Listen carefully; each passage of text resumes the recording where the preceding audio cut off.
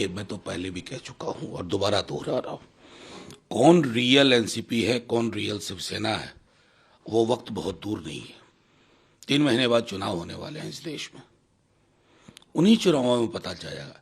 चुनाव आयोग पर तो कतई अब भरोसा नहीं है।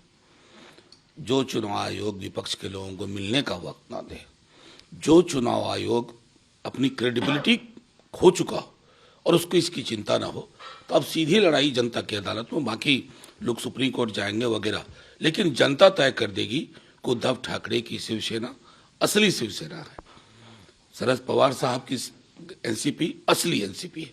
जनता की अदालत में तय होगा। जो यूसीसी लागू होने हो गया उत्तराखंड में, इसको लेकर काफी विरोध है। विरोधी कहते हैं कि बीजेपी अब बेडरूम में आ गई। नहीं, मैं तो कतई मैं उस शब्दावली का इस्तेमाल नहीं करूंगा। मैं उनसे कहूंगा कि जब संविधान सभा की बैठकों में इस पर चर्चा हुई थी, उस पर ज़्यादातर लोगों का क्या नज़रिया था और आपके खुद के 15वें विधि आयोग ने क्या कहा था।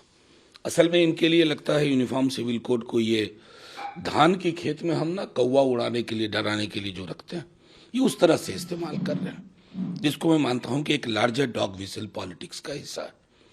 इस देश की अभी जो प्राथमिकता है उस पर कार्य करने की बजाय डॉग विसल पॉलिटिक्स के इर्द गिर्द ताना बाना बुनना देश के लिए अच्छा नहीं। दिल्ली के मुख्यमंत्री के खिलाफ प्रोब एजेंसी एक कंप्लेंट करेगी, जिस तरह से वो समन को नहीं एंटरटेन कर रहा है। देखिए, इन एजेंसीज की क्रेडिबिलिटी खत्म हो चुकी है।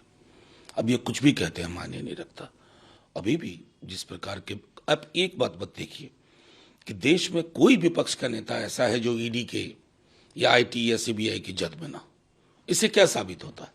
अभी वो अजीत पवार साहब थे, उनके बारे में कितनी तल्ख टिप्पणियां की माननीय प्रधानमंत्री जी ने, तकरीबन 1.5-2 महीने पहले भोपाल में।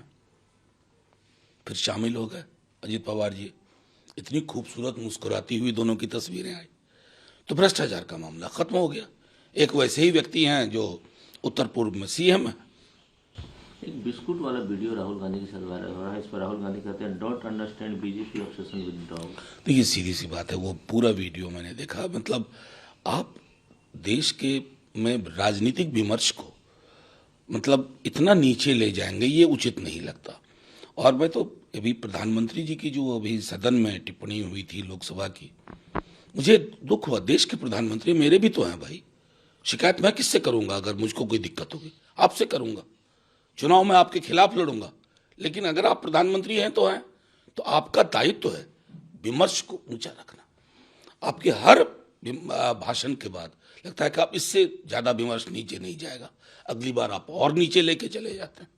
ये और उनकी पार्टी को भी ये मुफ्त बिन मांगे सलाह, विमर्श अच्छा रखिए। अखिलेश यादव को निमंत्रण दिया है खड़गे जी ने कि न्याय यात्रा में शामिल हो। अखिलेश ने कहा कि जल्द ही ज्वाइन करेंगे। बिल्कुल। ये देखिए, अब तो विपक्ष के लोगों के भी इंडिया को समूह लग रहा है कि बहुत पास चीजें आ रही हैं, जहां जिसको मौका लगेगा शामिल होगा। नितिन गडकरी कहते हैं कि जो आदमी अच्छा काम करता है उसको इज्जत नहीं मिलती। कई बार कह चुके हैं वो। उन्होंने बल्कि एक बार बहुत अच्छे अंदाज में कहा था कि चाइनीज माल ज़्यादा बिकता है, यानी कि जो प्रोपेगेंडा कर सके, मैं मेरा मुझको कह सके, वो ज़्यादा चलता है।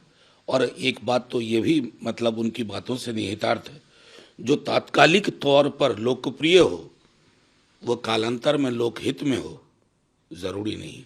ये व्यक्ति पर भी लागू होता है, विचार पर भी लागू होता है, संगठन पर भी लागू होता है। मोदी सरकार व्हाइट पेपर लाने की तैयारी में है, कैसे देखते हैं इकोनॉमिक को लेकर? व्हाइट पेपर है और व्हाइट एलिफेंट हो जाएगा। व्हाइट पेपर का मतलब क्या होता है कि आपके पास मादा है कि आप कह पाए कि नौकरियां कितनी क्रिएट हुई, आपका वादा था 2 करोड़ प्रति वर्ष, आप कहां पहुंचे। तो ये व्हाइट पेपर नहीं है, व्हाइट एलिफेंट, ठीक चुनाव से पहले। और व्हाइट एलिफेंट की आवश्यकता नहीं। नीतीश कुमार दिल्ली जा रहे हैं। अरे इसमें कौन सी बड़ी बात हो गई? वो सूबे के मुख्यमंत्री हैं, देश के प्रधानमंत्री से मिलेंगे। इसमें हम मतलब मैं इसको राजनीतिक टिप्पणी का तो विषय ही नहीं मानता।